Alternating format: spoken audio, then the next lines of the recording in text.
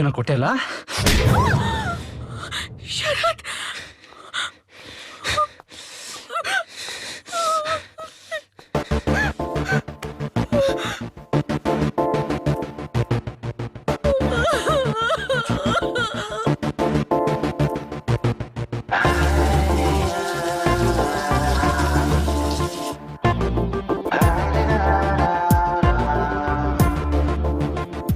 ಅವಳನ್ನ ನಾನು ಸಂಪೂರ್ಣವಾಗಿ ಮರ್ತು ಬಿಡ್ಬೇಕು.